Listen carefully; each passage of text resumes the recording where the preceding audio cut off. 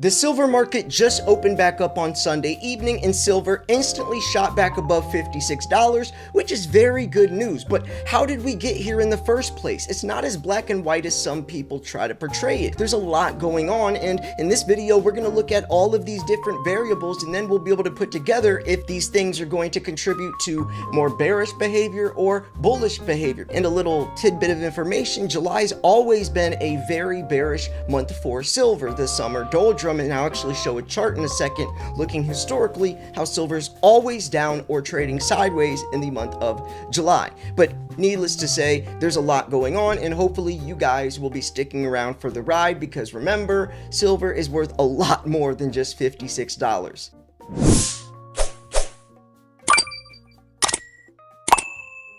First things first, markets just opened up Sunday night. Silver immediately jumps up above $56.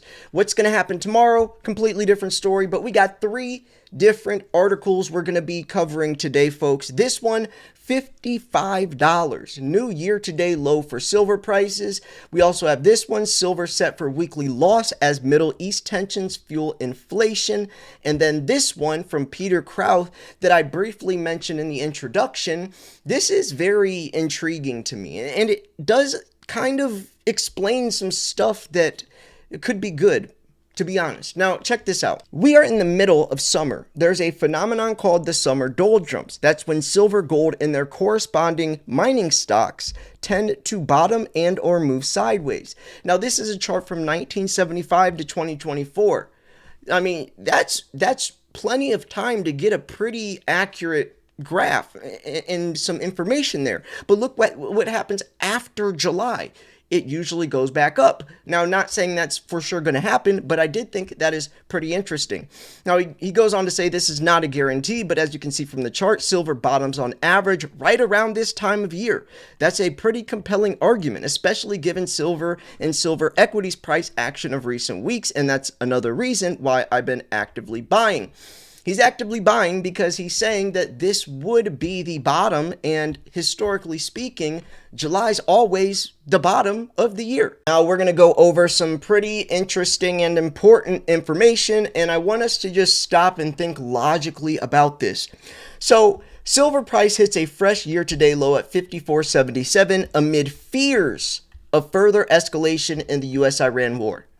Amid fears, speculation, people fearing further escalation. Is there further, or will there not be? They don't know, but they're fearing it, which has also pushed the price down. Iran threatens to close the Red Sea if U.S. strikes Iranian infrastructure. Threatens to close. Are they going to close the Red Sea? We don't know.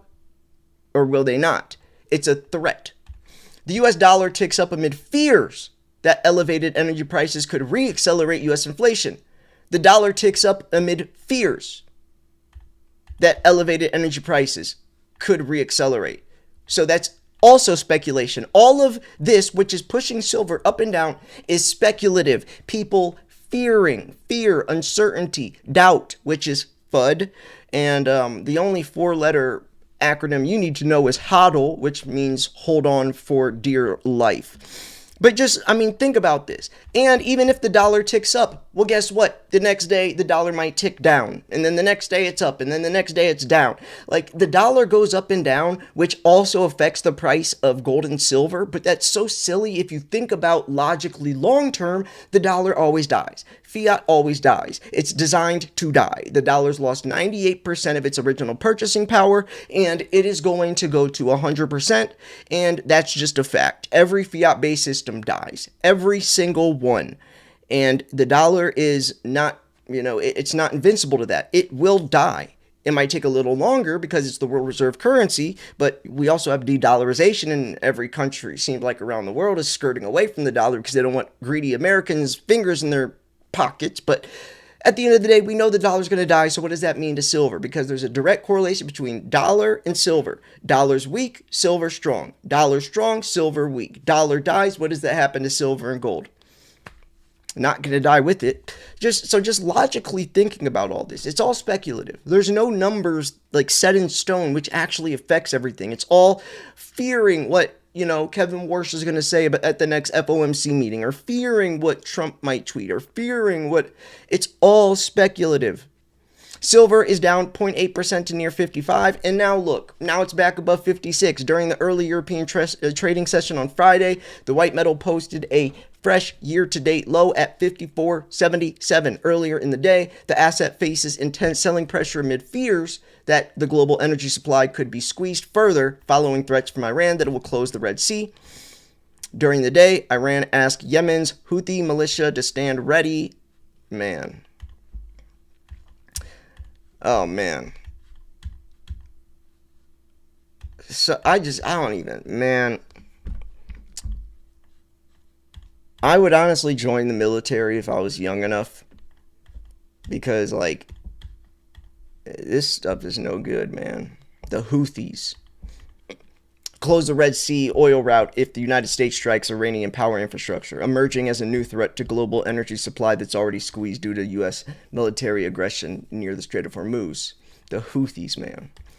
Iran's Red Sea closure threat is a response to U.S. President Donald Trump's warning through an interview with Fox News that he will authorize forces to attack Iranian bridges, power plants if Tehran doesn't come back to the table for negotiations. Fears of a further increase in oil prices. Fears. You see all this? Everything is fears. What might happen. And a lot of times, there's that saying that 90% of what you worry, no, it's like 99% of what you worry about will never happen. Or something like that. Or it's something crazy like that. Like 99% of the stuff that you worry about will never happen. The saying is better and more powerful than that, but that's basically the point. Like everything that you're fearing and all that, it never happens. Never does. And if it does happen, it's usually not how you think it would either. But that's just like Elliott wave theory. Andy Sheckman talked about that in our last podcast. The psychology of investing. There's a whole school for that. It's wave theory. So anyways, meanwhile, a slight upbeat in the U.S. dollar amid fears that U.S. inflation could reaccelerate due to higher energy prices after cooling down in June is also weighing in the silver price. At the press time, U.S. dollar index, which gauges the greenback's value against 6 major currencies, trade 0.1% higher to 100.8. Technically, higher U.S. dollar makes silver price unfavorable risk reward bet for investors, but just remember what always happens to the dollar. It loses its purchasing power as it's designed to. So silver heads for 7% weekly loss amid geopolitical inflation concerns. And by the way, in a second, I'm going to check the chart and see what silver's done since the recording of this video on Sunday, July 19th at 7:50 p.m. Gold posts sharp weekly decline despite softer than expected U.S. inflation data, oil-driven inflation fears, and Fed uncertainty pressure, precious metals markets, yada yada. So market sentiment remained cautious after military tension between U.S. and Iran intensified this week. The United States launched multiple strikes against Iran during the week. President Trump also warned that the U.S. could target Iran's infrastructure next week. And then yada yada. So gold also posts a sharp weekly decline, which is also going to hurt the dollar, or hurt silver, I mean. Softer inflation data offers limited support. So U.S. inflation data released this week came in softer than expected, largely removing expectations of a Federal Reserve interest rate increase in July. So despite the softer inflation figures, Federal Chairman Kevin Warsh reiterated his commitment to restoring price stability, signaling that policymakers remain focused on controlling inflation. However, investors remain divided over whether the Federal Reserve will raise interest rates in September. So, that's all speculation as well. It's all speculation. The uncertainty has continued to weigh on silver. Uncertainty, not certain. Speculation, assumption. Markets weigh on geopolitical risk against monetary policy. Risk, also something that hasn't happened yet. They're seeing if there's a risk that it would happen. As they assess the economic impact, also speculation, and with the media portraying everything, you can see how the assessment is based off of a narrative that is pushed to push their agenda, depending on which media source it is from. So yeah, everything is speculation. No matter what they're talking about, it's all assumptions. And you can see that in a world where everything is so serious and scary and dangerous and nobody knows what's really about to happen, that's definitely going to play huge on the markets. Because remember, investing is about making decisions. Decisions a lot of times come from emotions, rational thinking versus irrational thinking. That's why I always say invest with your head, not your heart, because if you're making decisions based off of emotion, that is dangerous because you're not thinking rationally.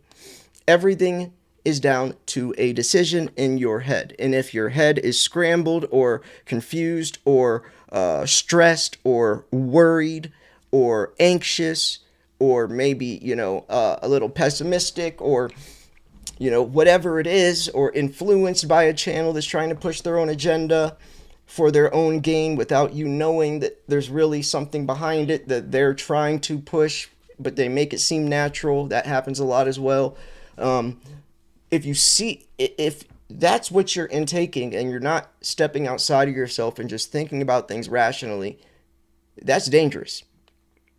That's dangerous. And when we consume all this media and we see what's happening on the news and what Trump's saying and all that, that definitely affects our decision making, which a lot of times can be hurtful. That's why I always say panic selling is bad, impulse buying is bad. Everything when you're looking at things from the, and it's hard not to because times are scary, but sometimes you got to take a step back and be like, what am I really thinking here? Cool, calm, and collect. So anyways, yeah, I'm going to wrap this video up here. Thank you so much for tuning in. Make sure you subscribe. Why? Well, 1, I post videos every single day. 2, I try to at least make them entertaining. And 3, just do it. Why not? It's free. Just do it. It's free. Anyways, I love you all. Thanks for tuning in. This is Silver Slayer. Peace. The silver market moves fast, but prices move even faster. Subscribe to Silver Slayer for daily updates.